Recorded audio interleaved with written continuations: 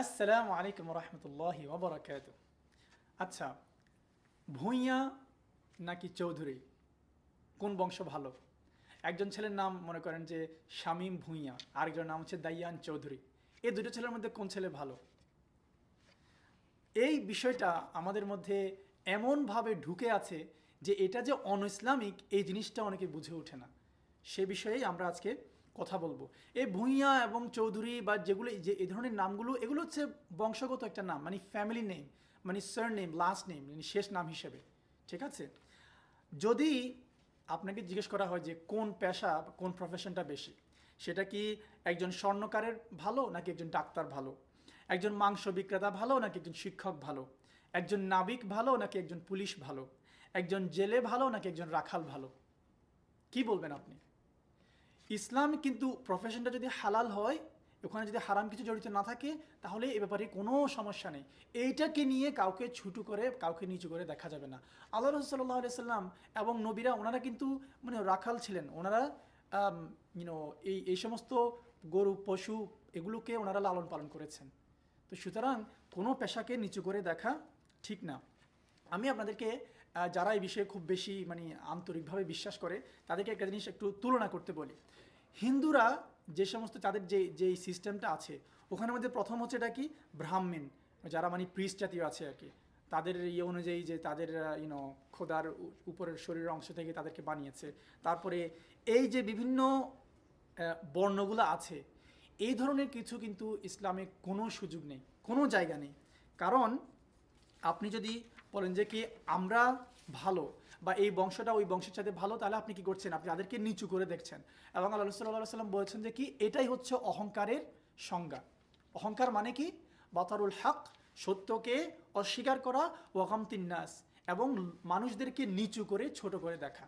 So, আপনি যদি বলেন যে কি অমুক বংশ তমুক বংশটা আমাদের চাইতে খারাপ, ওরা জঘন্য, ওদের সাথে আমাদের মেয়ে বিয়ে দেবো না, এই ধরনের কথা যখন বলা হয়, তখন কিন্তু আপনি ওদেরকে ছোট করে বা নিচু করে দেখছেন।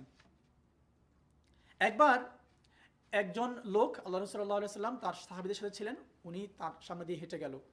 আল্লাহ রসুল সাল্লাহ সাল্লাম সাহাবিদেরকে জিজ্ঞেস করলেন, তোমরা এই লোকের ব্যাপারে কি মনে করো? তখন সাহাবিরা বললেন যে কি এই লোকটা হচ্ছে কি, সে খুব গরিব, সে খুব গরিব ফ্যামিলি থেকে এসেছে, তার তেমন কিছু নেই, সে যদি বিয়ের জন্য প্রস্তাব নিয়ে আসে, তার প্রস্তাব নেওয়া ঠিক হবে না। একটু পরে আরেকজন লোক গেল। আল্লাহ রসুল জিজ্ঞেস করলেন ওদেরকে, সাহাবেদেরকে, যে তোমরা ওই দ্বিতীয় লোকের ব্যাপারে কি মনে করো? তখন সাহাবেরা বললো যে কি সে একটা মানে খুব ধনী পরিবারের ছেলে, সে একজন নিজে ধনী, সে খুব ভালো লোক, এবং সে যদি বিয়ের প্রস্তাব নিয়ে আসে তাহলে সেটা অ্যাকসেপ্ট করিও। আল্লাহ রসুল কি বললেন জানেন? আল্লাহ রসুল বলেছেন যে কি ওই প্রথম একজন লোক, দ্বিতীয় জন লোক যদি গোটা দুনিয়াতে ভর্তি হয়ে যায়, ওই প্রথম লোকটা তার সবার চাইতে ভালো। সুতরাং এই জন্য কারো পেশা, সে কত ধনী বা গরিব, সে কোথায় জন্ম নিয়েছে, সে কোন ভাষায় কথা বলে, তার তার চামড়ার রং কীরকম, এগুলোর উপর নির্ভর করে কাউকে ছোট করে দেখা যাবে না। এটা ইসলামে কিন্তু সমর্থন করে না। প্রচুর ঘটনা আছে, আপনারাও নিশ্চয়ই জানেন। আমি শুনেছি সৌদি আরবে একটা যে যে মানে কাজ করতেন একজন মহিলা, তাকে নাকি 24টা নেল, তার মাথায়, তার হাতে, তার পায়ে 24টা নেল গেঁথেছে। এরকম প্রচুর ঘটনা আমরা জানি, যে যারা চাকরের কাজ করে বা যারা এরকম কারো আন্ডারে কাজ করে, তারা অন্য পেশায়, তারা অন্য বংশ, বা তারা একটু ভিন্ন ভাষায় কথা বলে, এই জন্য তাদেরকে নিচু করে দেখা এটা মোটেই মোটেই ঠিক না। কেন? আল্লাহ কি বলেছেন এ ব্যাপারে? ওয়ালাকাদ কাররামনা বনি আদম, আল্লাহ বলছেন যে কি আমরা বনি আদমকে সম্মানিত করেছি।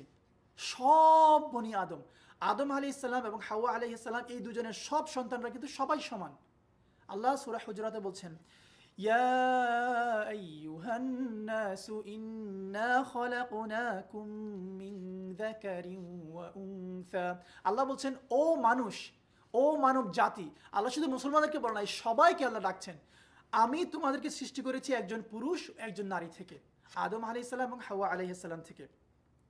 وَجَعَلْنَاكُمْ شُعُوبًا وَقَبَائِلَ لِتَعَارَفُوا, এবং আমি তোমাদেরকে কি করেছি? বিভিন্ন জাতি এবং গোত্রে বিভক্ত করেছি, যাতে তোমরা পরস্পরকে চিনতে পারো। ঠিক আছে, আল্লাহ বলে নাই যে যাতে করে তোমরা একজন আরেকজনকে নিচু করে দেখতে পারো, না না, পরস্পরকে যাতে চিনতে পারো। ইন্না আকরামাকুম ইনদাল্লাহি আতকাকুম, এদের মধ্যে কে সবচেয়ে বেশি সম্মানী আল্লাহর কাছে? যার মধ্যে তাকওয়া আছে, যে আল্লাহকে ভয় করে চলে, যে হালাল হারাম মেনে চলে, ওরাই হচ্ছে সম্মানিত আল্লাহর কাছে। কত বড় ধনী আপনি, আপনি কোন সাইয়েদ বংশ থেকে এসেছেন, নাকি কোনো পীর সাহেবের বংশ থেকে এসেছেন, নাকি, it does not matter.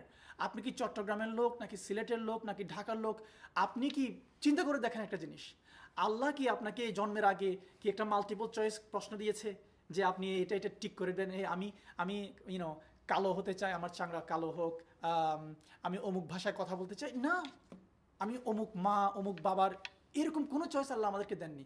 So যে বিষয়ে আল্লাহ আমাদেরকে কোনো চয়েস দেননি, ওই বিষয়ে আমি কেন আরেকজনকে নিচু করে দেখব? ঠিক আছে, এই জন্য আপনি মানে ফর্সা হন বা একটু কম ফর্সা হন বা একটু লম্বা হন বা খাটো হন, এগুলো নিয়ে কখনো অহংকার করা যাবে না, কারণ এসবের আমাদের কোনো কৃতিত্ব নেই। আপনাদেরকে একটা ঘটনা বলি এই ব্যাপারে। একবার আবু যর রাদিয়াল্লাহু আন, উনি উনি একজন উনি শ্বেতাঙ্গ ছিলেন। উনি বিলাল রাদিয়াল্লাহু আনহুর সাথে এক ধরনের ঝগড়া হয়েছিল। ঠিক আছে, বিলাল রাদিয়াল্লাহু আনহুকে আপনারা সবাই চিনেন, উনি ছিলেন, ওনার রং ছিল স্কিন ছিল কালো। সো আবু যর রাদিয়াল্লাহু আনহু উনি রেগে গেলেন, কথা বলতে যে তুমি বুঝবে না যে তুমি ইয়া ইবনে সাউদা, যে তুমি হচ্ছে কি একজন কালো মহিলার ছেলে। আবু যর অ্যাকচুয়ালি ওই শব্দটা বলেছেন, এবং বিলাল রাদিয়াল্লাহু আনহু খুব এ ব্যাপারে খুব আঘাত পেলেন। উনি মনে আঘাত পেয়ে আল্লাহ রাসূল সাল্লাল্লাহু আলাইহি ওয়াসাল্লামের কাছে গিয়ে উনি এ ব্যাপারে নালিশ দিলেন। তো আল্লাহ রাসূল সাল্লাল্লাহু আলাইহি ওয়াসাল্লাম আবু যর আল গিফারি ওনাকে ডেকে জিজ্ঞেস করলেন যে এটা ঠিক কিনা, এবং আবু যর বললেন যে হ্যাঁ এটা আমি বলেছি। তখন উনি কি বলেছেন জানেন? আল্লাহ রাসূল সাল্লাল্লাহু আলাইহি ওয়াসাল্লাম বলেছেন যে কি, তোমার মধ্যে এখনো জাহেলিয়াতের কিছু জিনিস রয়ে গেছে। সো এটা হচ্ছে কি মূর্খতা, কাউকে এভাবে নিচু করে দেখা। তখন আবু যর আল গিফারি উনি একজন সাহাবী ছিলেন, ওনার থেকে আমাদের শিক্ষা, উনি কী করেছেন জানেন? আমরা যদি কেউ কখনো এইভাবে কারোকে নিচু করে দেখি, এখান থেকে শিক্ষা নেওয়া দরকার। উনি ওনার মাথাটা মাটিতে লাগিয়ে বললেন যে কি, বেলাল আমার মাথার উপরে পা দাও, আমার মাথার উপরে পা দিয়ে দলিত করো, তা না পর্যন্ত আমি আমার মাথা উঠাবো না। কারণ উনি বেলাল রাদিয়াল্লাহু আনহুকে এভাবে অসম্মানিত করেছেন। বাট বেলাল রাদিয়াল্লাহু আনহু ওনাকে উঠিয়ে এবং ওনারা কোলাকুলি করলেন, বেলাল রাদিয়াল্লাহু আনহু ওনাকে মাফ করে দিয়েছেন। এভাবে আমরা কত মানুষকে নিচু করে দেখি, কত লোককে আমরা এভাবে অপমানিত করি, এটা মোটেই ঠিক না।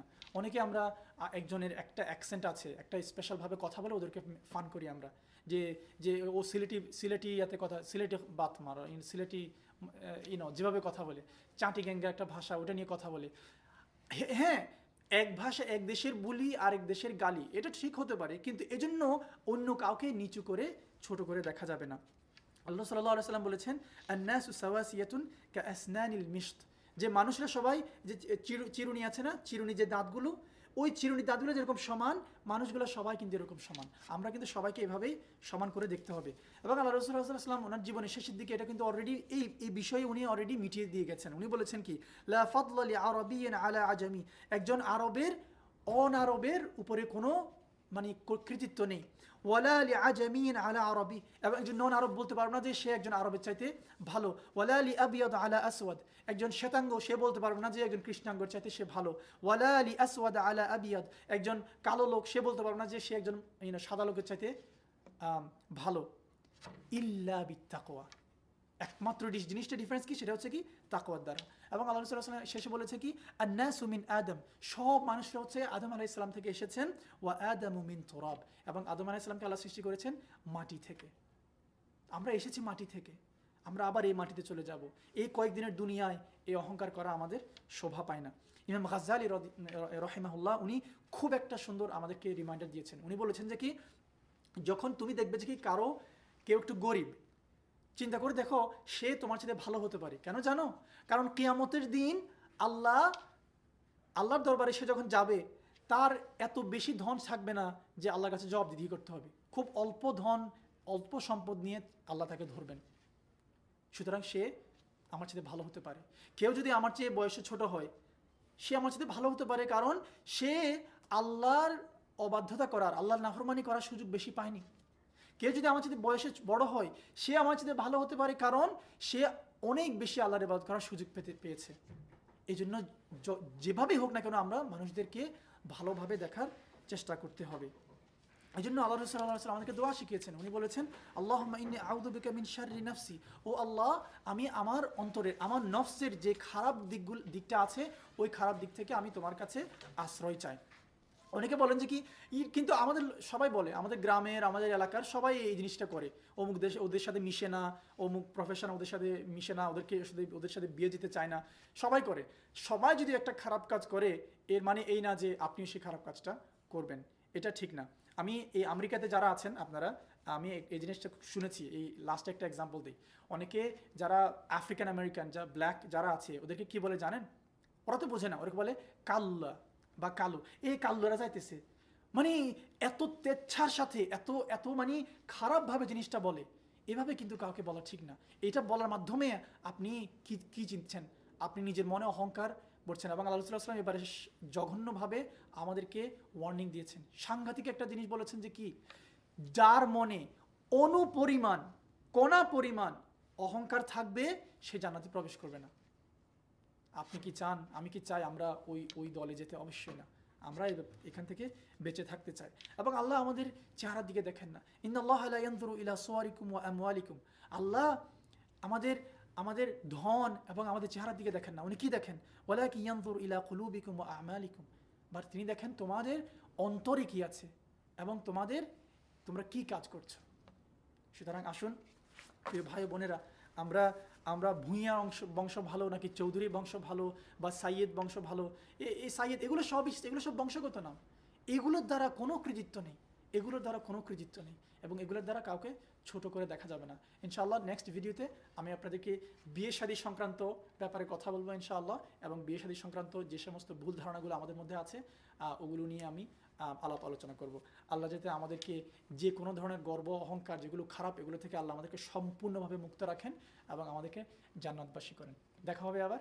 আসসালামু আলাইকুম রহমতুল্লাহি ওয়া বারাকাতুহু।